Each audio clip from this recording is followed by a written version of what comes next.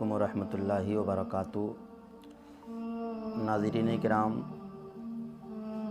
अल्लाह के एक वली जिनका नाम हज़रत अब्दुल्ला इब्न मुबारक है, आपका इब्तिदाई दौर है। आप एक औरत के इश्क में मुब्तला हो जाते हैं, एक औरत की मोहब्बत में मशगूल हो जाते हैं और आपकी ज़िंदगी के हालात ये थे कि आप उस औरत के चक्कर में सारी रात उसके घर के दरवाज़े पे खड़े रहते हैं, इसी इंतज़ार में कि कब उस औरत से मुलाकात हो, कब उस औरत से बात करने का मौका मिले। इसी चक्कर में पूरी रात हज़रत अब्दुल्ला इब्न मुबारक गुजार देते हैं। काफ़ी अरसे तक ये सिलसिला चलता रहा। रोज़ाना जाते, उसके घर के दरवाज़े पे खड़े हो जाते और इंतज़ार करते हैं कि कब वो औरत निकल के आएगी, कब उससे गुफ्तगू करूँगा। इसी तरीके से ज़िंदगी गुज़र रही है। एक दिन क्या हुआ, पूरी रात उसी के इंतज़ार में खड़े रहे, पूरी रात इंतज़ार कर रहे हैं कि कब वो औरत आएगी, कब मैं उससे गुफ्तगू करूँगा। लेकिन सारी रात गुज़र गई, वो औरत नहीं आई। जब वो औरत नहीं आई, आप अपने घर पे पहुँचे और पहुँचने के बाद में आप अपने बिस्तर पे आराम फरमा हैं और दिल में ये सोच रहे हैं कि यार, मैं एक औरत के चक्कर में, एक औरत की मोहब्बत में सारी रात उसके दरवाज़े पे खड़ा होकर गुजार देता हूँ, सारी रात उसके दरवाज़े पे खड़ा रहता हूँ, सारी रात उसके इंतज़ार में रहता हूँ कि उससे कब बात हो, कब उससे मुलाकात हो। आप ये अपने बिस्तर पे सोच रहे हैं, आपके जहन में आपका तसव्वुर आया। आपको जब तसव्वुर आया, आप सोचने लगे यार कि ये एक दुनियादार की मोहब्बत है, ये एक औरत की मोहब्बत है। एक औरत के इश्क में इतना मैं मुब्तला हो गया, एक औरत के इश्क में इतना डूब गया कि मैं सब कुछ भूल बैठा हूँ। अगर कितना अच्छा होता कि मैं अल्लाह और अल्लाह के रसूल की मोहब्बत में पूरी रात जाग कर गुजारता। बस उसी वक्त दिल में ख़याल आया, उस औरत की मोहब्बत को तर्क कर दिया, उस औरत को छोड़ दिया और उसी वक्त आप अल्लाह अल्लाह में लग जाते हैं, अल्लाह रब्बुल इज़्ज़त के हम्दो सना में मशगूल हो जाते हैं। और सिर्फ़ यही इसी वजह पे कि जब मैं एक औरत की मोहब्बत में सारी रात खड़ा रहता हूँ और उसका नतीजा कुछ नहीं मिलता है। अगर मैं अपने रब से मोहब्बत करूँगा, अगर मैं अपने रब के महबूब से मोहब्बत करूँगा, तो इंशाअल्लाह अल्लाह रब्बुल इज़्ज़त उसका मुझे सिला अता फ़रमाएगा। यही हज़रत अब्दुल्ला इब्न मुबारक कि आपने उस औरत को छोड़कर अल्लाह अल्लाह में ऐसा दिल लगाया, अल्लाह अल्लाह में ऐसा दिल लगाया कि आपने दुनियादारी को तर्क कर दिया, दुनिया को छोड़ दिया, अल्लाह और अल्लाह के रसूल की मोहब्बत में डूबते चले गए। सारी सारी रात अल्लाह रब्बुल इज़्ज़त की इबादत में गुजार देते, सारी सारी रात अल्लाह रब्बुल इज़्ज़त को राज़ी करने में गुजार देते। ही हज़रत अब्दुल्ला इब्न मुबारक आपके पास में आपका एक ग़ुलाम है। आपने उस ग़ुलाम को अपने पास बुलाया और बुलाकर कहा, अगर तुम मुझे रोज़ाना चंद दिरहम ला के दो तो मैं तुम्हें आज़ाद कर दूँगा। जब ग़ुलाम से हज़रत अब्दुल्ला इब्न मुबारक ने इतना कहा तो ग़ुलाम तैयार हो गया। रोज़ाना ग़ुलाम शाम के वक्त जाता और सुबह को आपको दिरहम ला कर दे देता। जब रोज़ाना ग़ुलाम का यही सिलसिला चलता रहा, जब रोज़ाना ग़ुलाम इसी तरीके से ऐसा ही करता रहा, तो लोगों ने हज़रत अब्दुल्ला इब्न मुबारक के कानों में एक बात डाल दी और लोगों ने आकर ये कहा कि अब्दुल्ला इब्न मुबारक, आप जानते हैं कि आपका ग़ुलाम आपको जो दिरहम ला के देता है वो कहाँ से ला के देता है? आपका ग़ुलाम जो रोज़ाना जाता है और आपको सुबह को दिरहम ला के दे देता है, वो कहाँ से लाता है? وہ کس جگہ سے لاتا ہے؟ تو حضرت عبداللہ ابن مبارک نے کہا وہ مزدوری کرتا ہے، محنت مزدوری کر کے مجھے درہم لا کے دیتا ہے۔ حضرت عبداللہ ابن مبارک نے جب اتنا کہا تو لوگوں نے کہا حضور آپ کو علم نہیں ہے، آپ کا یہ غلام قبرستان جاتا ہے اور قبرستان جانے کے بعد میں وہاں سے قبر کی مٹی ہٹاتا ہے، قبر کے تختے ہٹاتا ہے اور ہٹانے کے بعد میں مردوں کے کفن چرا کے لاتا ہے۔ آپ کا یہ غلام کفن چوری کیا کرتا ہے اور اس کفن کو چوری کر کے یہ بازار میں بیچتا ہے اور پھر آپ کو درہم لا کے دیتا ہے۔ جب لوگوں نے اتنا کہا تو آپ کو بڑا افسوس ہوا، آپ نے لوگوں کی بات کو سنا اور سننے کے بعد میں لوگ اپنے اپنے گھر چلے جاتے ہیں۔ پھر رات کا وقت قریب آیا، غلام اپنے گھر سے چلا، عشاء کی نماز ادا کرنے کے بعد میں اپنے گھر سے چلا۔ ادھر غلام آگے آگے جا رہا ہے، ادھر حضرت عبداللہ ابن مبارک اس کے پیچھے چل رہے ہیں۔ غلام قبرستان پہنچنے کے بعد میں قبر کے قریب پہنچا، مٹی ہٹائی، تختے ہٹانے کے بعد میں قبر کے اندر اترا۔ قبر کے اندر اترنے کے بعد اس نے قبر کے اندر مصلی بچھا دیا اور مصلی بچھانے کے بعد میں اللہ رب العزت کی عبادت میں مشغول ہو گیا، اللہ رب العزت کے حمد و ثنا میں مشغول ہو گیا۔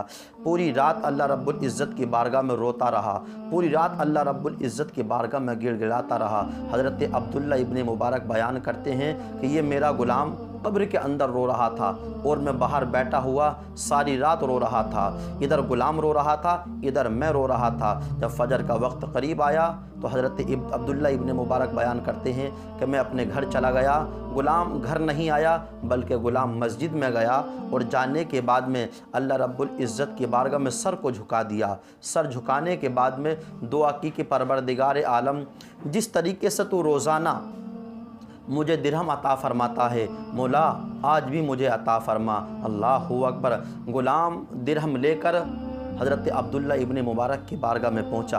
جب حضرت عبداللہ ابن مبارک کو اس غلام نے درہم دیے تو حضرت عبداللہ ابن مبارک نے درہم کو لیا اور لینے کے بعد میں اپنے غلام کو سینے سے لگا لیا، اس کی پیشانی کو چوما، کلیجے سے لگا لیا اور سینے سے لگانے کے بعد میں حضرت عبداللہ ابن مبارک نے کہا کہ میں آج جان گیا جو لوگوں نے تیرے اوپر الزام لگایا تھا کہ تو چوری کر کے لاتا ہے، تو کفن چرایا کرتا ہے، تو قبرستان میں جاتا ہے، چوری کر کے لاتا ہے، مجھے آج پتہ چل گیا کہ تو قبرستان تو جاتا ہے لیکن چوری کرنے نہیں جاتا ہے بلکہ اللہ رب العزت کی حمد و ثنا کرنے کے لیے جاتا ہے، اللہ رب العزت کی عبادت کرنے کے لیے جاتا ہے۔ اللہ اکبر۔ جب غلام نے اتنا سنا اسی وقت غلام نے بارگاہ مولا میں ہاتھوں کو اٹھا دیا اور ہاتھوں کو اٹھانے کے بعد میں یہ غلام عرض کرتا ہے کہ پروردگار عالم، آج میرا راز فاش ہو گیا، میں جو چپکے عبادت کیا کرتا تھا، مولا آج اس عبادت کا خلاصہ ہو گیا، مولا اب دنیا کے اندر میں جینا نہیں چاہتا۔ جب اتنی دعا غلام نے کی اسی وقت موت کا فرشتہ آیا اور اس غلام کی روح قبض کر کے لے گیا۔ اللہ اکبر۔ یہ تھے غلام اور یہ تھے حضرت عبداللہ ابن مبارک کی زندگی، کہ آپ کی زندگی کا حال بھی الگ تھا تو آپ کے پاس میں جو غلام رہتے تھے ان کی زندگی کا حال بھی الگ تھا۔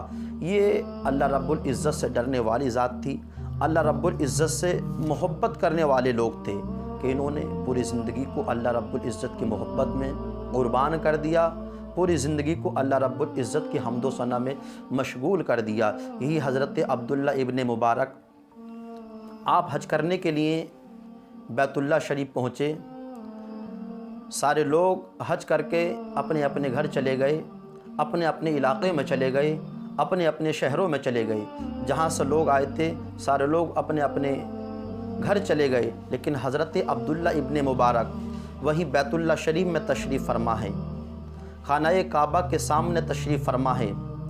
آپ خانہ کعبہ کے سامنے تشریف فرما ہے اور وہیں پہ آرام کر رہے ہیں، آپ کی آنکھ لگ جاتی ہے۔ ادھر آنکھ کا لگنا تھا، آپ نے خواب میں دیکھا کہ دو فرشتے آپس میں گفتگو کر رہے ہیں، دو فرشتے آپس میں بات چیت کر رہے ہیں۔ ایک بولا کہ بتائیں کہ آپ کے حج میں کتنے لوگ آئے تھے؟ تو دوسرا فرشتہ بولا کہ آپ کے حج میں حج کرنے کے لیے 6 लाख लोग आए थे लेकिन किसी का हज कबूल नहीं हुआ। अल्लाह रब्बुल इज़्ज़त ने किसी का हज कबूल नहीं हुआ। जब इतना उस फरिश्ते ने कहा तो दूसरा फरिश्ता बोला कि हाँ 6 लाख अफराद हज करने के लिए आए थे, किसी का हज कबूल नहीं हुआ। लेकिन अल्लाह रब्बुल इज़्ज़त ने एक मोची की बरकत से तमाम लोगों का हज कबूल कर लिया है। तमाम लोगों का हज एक मोची की वजह से तमाम लोगों का हज कबूल कर लिया है। जब आपने इतना ख्वाब में देखा तो आप बेदार हुए, और जब आप बेदार हुए तो आप सोचने लगे यार आखिरकार ये कौन मोची है, आखिरकार ये कौन शख्स है कि 6 लाख लोग हज करने के लिए आए लेकिन किसी का हज कबूल नहीं हुआ। लेकिन अल्लाह रब्बुल इज़्ज़त ने इस मोची की वजह से तमाम लोगों का हज कबूल कर लिया। अब आपके दिल में ये तमन्ना जागी, आपके दिल में ये आरज़ुएँ जागी कि चलो इस मोची का जायज़ा लिया जाए, आखिरकार ये कौन है, आखिरकार ये कहाँ का रहने वाला है। पता चला कि दमिश्क का रहने वाला वह मोची था, दमिश्क में रहा करता था। आपने उसी वक्त बैतुल मुक़द्दस से जाने का इरादा किया। आप खाना काबा को छोड़कर दमिश्क की जानिब चल देते हैं। दमिश्क के जंगल से गुज़रते हुए आप दमिश्क में दाखिल होते हैं। जब दमिश्क में दाखिल हुए लोगों से मालूम किया कि ऐसे ऐसे एक मोची रहा करता है, उसका घर कहाँ है, उसका मकान कहाँ है, ज़रा मुझे बताओ तो सही। लोगों ने कहा कि फ़ला जगह पे रहता है, फ़ला मोहल्ले में रहता है। हज़रत अब्दुल्ला इब्ने मुबारक उसके घर तशरीफ़ ले जाते हैं। उस मोची को देखा, वो मोची जूतियाँ सिला करता था।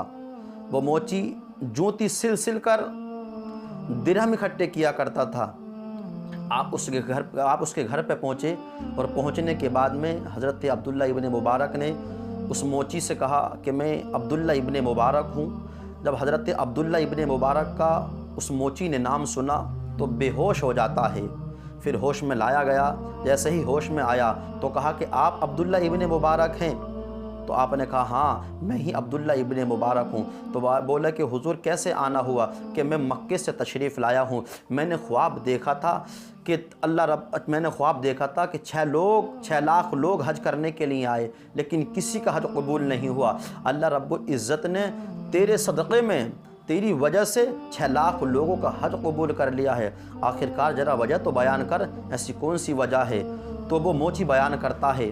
वो मोची पूरा वाक़िया हज़रत अब्दुल्ला इब्ने मुबारक के सामने रखता है और वो मोची कहता है कि मैं जूतियाँ सिला करता हूँ, मैं लोगों की टूटी हुई जूतियों को सिलता हूँ, मैं लोगों की जूतियों पे पालिश करता हूँ और उससे जो मुझे रकम मिलती है, उससे जो मुझे दिरहम मिलते हैं, मैं एक एक दिरहम उनमें से निकाल के सिर्फ़ इस नियत से रखता हूँ कि मैं इंशाअल्लाह इस पैसे से हज करने के लिए जाऊँगा, बैतुल्लाह की ज़ियारत करने के लिए जाऊँगा, खाने काबा का तवाफ़ करने के लिए जाऊँगा, अल्लाह के प्यारे रसूल का रोज़ा देखने के लिए जाऊँगा। तो मोची बयान करता है मेरे पास में 300 दिरहम इकट्ठे हो चुके थे, मेरे पास में 300 दिरहम जमा थे। एक दिन मैं बैठा हुआ था, मेरी शरीक हयात भी मेरे पास में बैठी हुई थी। हम दोनों बैठे हुए थे, बातचीत कर रहे थे। मेरी बीबी ने खुशबू सूंघी, एक खाने की खुशबू मेरी बीबी ने सूंघी। वो खाना उस खाने की खुशबू बड़ी लजीज़ थी। मेरी शरीक हयात बोली शायद आज हमारे पड़ोस में किसी ने बहुत अच्छा खाना बनाया है, आज हमारे पड़ोस में किसी ने अच्छा खाना बनाया है। अगर कितना अच्छा होगा आप उसके दर पे जाएं और जाकर उससे ये कहें कि कुछ खाने के लिए हमें भी दे दो, कुछ हमें भी आप अता कर दो। तो मोची बयान करता है कि मेरी शरीक हयात ने जब इतना कहा तो मैं उस पड़ोसी के घर पे पहुंचा और जब उस पड़ोसी के घर पे पहुंचा मैंने पड़ोसी से जाके कहा कि आप हमें खाने के लिए कुछ दे दें, जो आपने अपने घर पे बनाया है उसकी खुशबू मेरे घर पे पहुंच चुकी है। मेरी शरीक हयात ने मुझे भेजा है कि जाओ कुछ लेकर आओ। अल्लाहु अकबर। जैसे ही साहिब खाना ने इतना सुना तो साहिब खाना की चीख निकल जाती है। वो साहिब खाना बोले कि ये तुम्हारा खाना, ये खाना तुम्हारे लायक नहीं है, इसलिए कि आज मैंने जो घर में गोश्त बनाया है वो एक मरे हुए गधे का गोश्त बनाया है। अल्लाहु अकबर। वो साहिब अर्ज़ करते हैं कि मेरे घर में 7 दिन का फाका है, 7 दिन से मेरे अहलो अयाल ने कुछ नहीं نہیں کھایا ہے, 7 دن سے میرے گھر والوں نے کچھ نہیں کھایا ہے, 7 دن سے میری بیوی نے, میرے بچوں نے کچھ نہیں کھایا ہے, مجھے کچھ نہیں ملا, تو مجھے مرا ہوا گدھا ملا, میں نے اسی کا گوشت کاٹ کر آج بنوایا ہے. اللہ اکبر. جب اتنا اس موچی نے سنا تو موچی بیان کرتا ہے کہ میرا دل پسند گیا, میری آنکھوں سے آنسو جاری ہو جاتے ہیں, میرا کلیجہ دہل گیا کہ تو جو پیسہ اکٹھا کر رہا ہے, تو جو درہم اکٹھے کر رہا ہے, وہ درہم حج کرنے کے لیے, وہ حج بعد میں کر لینا, لیکن حج سے پہلے ان درہموں کی تیرے پڑوسی کو ضرورت ہے, ان درہم و دینار کی سب سے زیادہ تیرے پڑوسی کو ضرورت ہے. اللہ اکبر. وہ موچی بیان کرتا ہے کہ جو 300 درہم میں نے جمع کیے تھے, وہ 300 درہم کی تھیلی لا کر میں نے اپنے پڑوسی کو دے دی, اور پڑوسی کو دے کر میں اپنے گھر میں آ گیا. اللہ اکبر. تو حضرت عبداللہ ابن مبارک بیان کرتے ہیں کہ یہی وجہ ہے کہ اللہ رب العزت کو یہ تیری ادا اتنی پسند آئی, اتنی پسند آئی کہ اللہ رب العزت نے تیرا حج بھی قبول فرما لیا, اور تیرے صدقے میں 6 لاکھ لوگوں کا حج بھی قبول فرما لیا. یہ شان ہوتی ہے اللہ والوں کی, یہ شان ہوتی ہے اللہ سے محبت کرنے والوں کی. غریب بھوکے تھے, یتیم بھوکے تھے, پڑوسی بھوکے تھے, خاندان والے بھوکے تھے, سب کچھ لا کے اس پڑوسی کو دے دیا, اس لیے کہ وہ جانتا تھا کہ حج تو انشاءاللہ میں آگے بھی کر لوں گا, لیکن پہلے پڑوسی کا حق بنتا ہے, پہلے پڑوسی کو دیا جائے.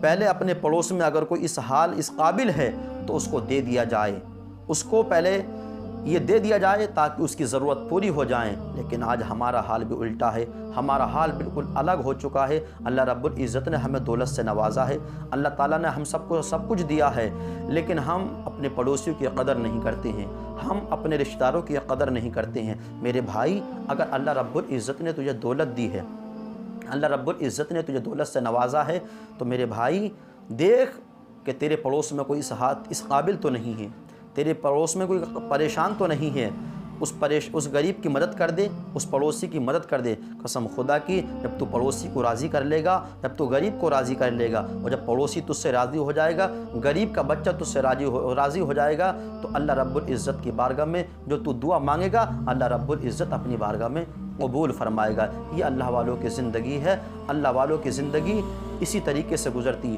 یہی حضرت عبداللہ ابن مبارک جب اس موچی کی بات کو سنا تو سن کر کہنے لگے, ہاں یہی وجہ ہے کہ جو فرشتے گفتگو کر رہے تھے, تیری برکت سے اللہ رب العزت نے تمام لوگوں کا حج قبول فرمایا. اللہ تعالی ہم سب کو